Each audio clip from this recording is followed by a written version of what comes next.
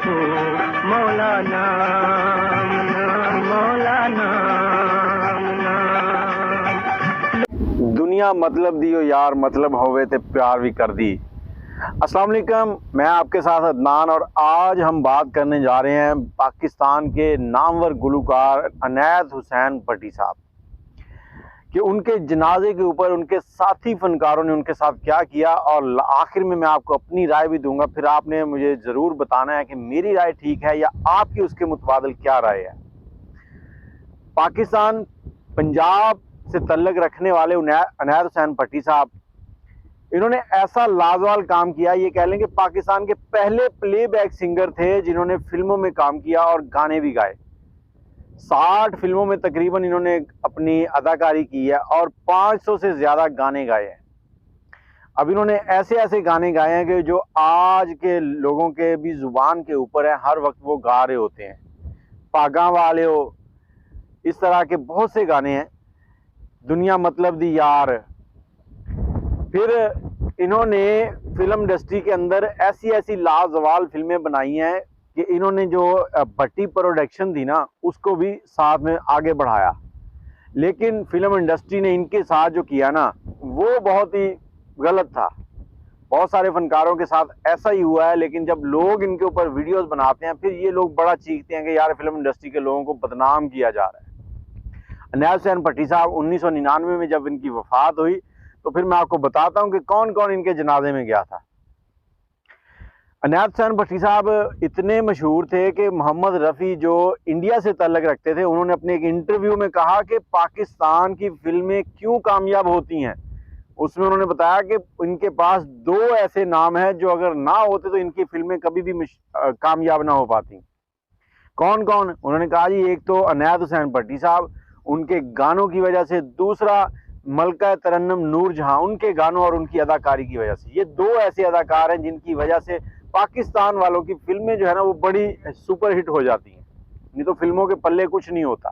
बाकी अदाकार अपनी अदाकारी करते हैं, लेकिन 70% फिल्में ऐसी होती हैं जो अपनी गुलकारी की वजह से मशहूर होती हैं। अब 1955 के अंदर इन्होंने एक फिल्म बनाई थी हीर। उसके बाद ऐसे आगे चलते चलते बहुत सारी फिल्मों में इन्होंने काम किया। फिर एक निगरान वजीर आजम, जिन्होंने इनको एक जुमला कहा वो जो कि बहुत ही मायने रखता है।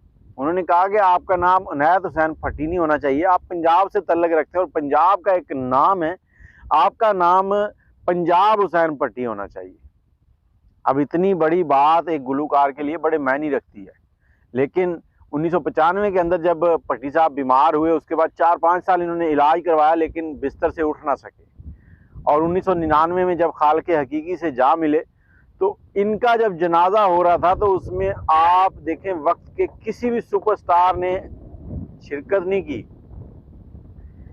कोई भी नहीं गया वहां पर। यार इतना जुल्म एक वक्त के मतलब सुपरस्टार के साथ नहीं करना चाहिए।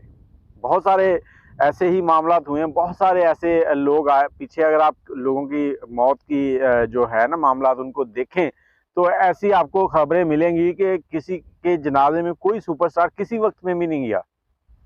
अब इसकी क्या वजह ये भी हो सकती है कि जैसे वो कहावतें बनी हुई हैं, मिल की यारी के जो फैक्ट्रियों, ये जो ये कारखाना है, जो इंडस्ट्री है ना, ये एक मिल है। मिल के मुराद है फैक्ट्री है।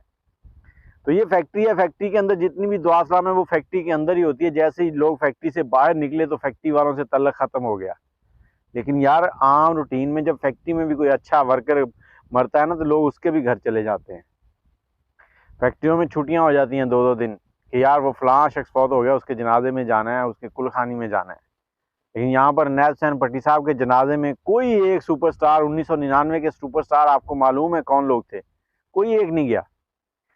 और वो लोग नहीं गए तो जो सुपरस्टार 1999 में थे, जब वो आगे आके कुछ उनमें से फौत हुए, तो उनके जनाजों में भी कोई नहीं गया। ये एक रिवायत चली हुई है कि ना किसी के जनाजे में जाना है, ना कोई किसी के जनाजे में आएगा। और ये अपने आप के साथ जुल्म करते हैं। कहते हैं कि अगर कोई मर जाए तो उसके जनाजे में जाना चाहिए। आप जनाजे में जाके मरने वाले के लिए तो शायद एक बार दुआ मांगते हैं, अपने लिए बार बार दुआ मांग रहे होते हैं, या अल्लाह हमें भी माफ कर दे।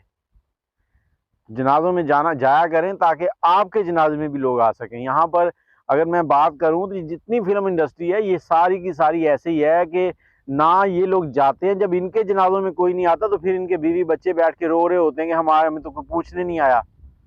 जब तुम लोग जाओगे तो तुम्हारे पास कोई जाएगा ना। लेकिन ये लोग तो जब इंडस्ट्री के अंदर एक ही चीज में काम कर रहे हैं तो एक दूसरे को अपना दुश्मन समझ रहे होते हैं कि वो तो मेरा दुश्मन है जी, वो फलां फिल्म में काम कर रहा है, उसको नहीं होना चाहिए था। तो 1999 में भट्टी साहब का जो जनाजा था ना, वो बहुत ही ये कह लेंगे छोटा भी था, और उनके जनाजे में कुछ जो स्पेशल लोग आने चाहिए थे वो नहीं आए थे। अब लम्हा फिक्रिया है हम मुसलमानों के लिए कि हम लोग किस तरफ चल पड़े हैं। आज हम किसी के जनाजे में जाते हैं ना तो हम गर्दन आगे ऐसे निकाल निकाल के उस बंदे की तरफ देख रहे होते हैं जो उसके वारिस है मैयत के, ताकि उनकी नजर पड़ जाए, वो देख लें कि ये फलां बंदा आया था। हम लोग खास उसके लिए दुआ करने के लिए नहीं जाते। बाकी इनायत हुसैन भट्टी साहब, उनकी अल्लाह पाक मग़फ़िरत फरमाए, और बाकी जितने भी अदाकार हैं इनको एक दूसरे के जनाजों में जाने की तौफीक दे। फिल्म इंडस्ट्री के अंदर की कहानियां जब आपके सामने खुलें तो आपकी आंखें खुली रह जाएं। ये जितनी ऊपर से खूबसूरत नजर आती है इतनी है नहीं। बाकी मुझे इजाज़त दें, दुआओं में याद रखिएगा। अल्लाह हाफ़िज़।